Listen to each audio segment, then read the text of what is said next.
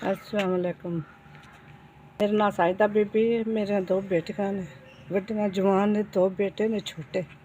ज़ार rate भी पई है, साडी जगह भी साडे कोल है ते मैं बना नहीं सकदी। लैके तियां दूर बाहर जानी, वाशरूम नहीं बना सकी। बंदा मेरा बीमार है, दर्जियां का काम करते हैं, बीमार हो गए, नहीं बना सकती है। बच्चियां मेरियां वड्डियां ने, जवान ने, मैं बाहर लैके जानी हाँ, मेरे को वाशरूम नहीं बनाना हुंदा पिया ते मैं नहीं बना सकती। इट्टां भी मेरे को है, जगह भी मेरे को है, मेरे को छत भी आए पे आ, इट्टां भी है ने, छत भी है, जगह भी है ते दूजा समान दी हिम्मत नहीं है मेरे को। मेरी बच्चियां आंदियां ने कदे अम्मी साडा भी तो वाशरूम होवे ते ना, कदे साडी भी तो मुश्किल हल होवे दी।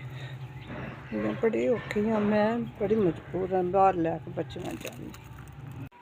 फिर तो 5000 रुपया लगता तो हिम्मत को नहीं बनाने दी, तो मैं बच्चियां लैके बाहर जानी हाँ, बड़ी औखी होकर मजबूर होकर जानी।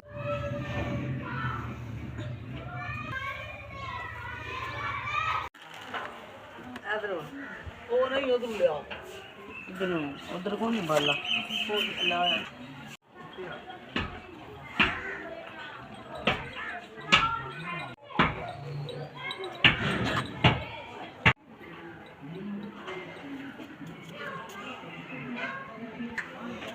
बड़ी मेहरबानी, अल्लाह सोना तुहानू भला करे, रब दी जात तुहाडा।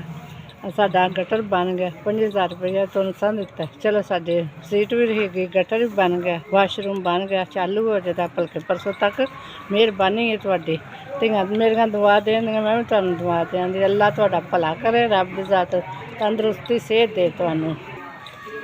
बाथरूम बनाने पैसे देने 5000 रुपया तुहाडा बहुत बहुत शुक्रिया, मेहरबानी। अल्लाह सोना तुहानू ना बहुती बहुती जिंदगी तंदरुस्ती दे, रब दी जात तुहाडा भला करे, मेहरबानी, भला होवे जी।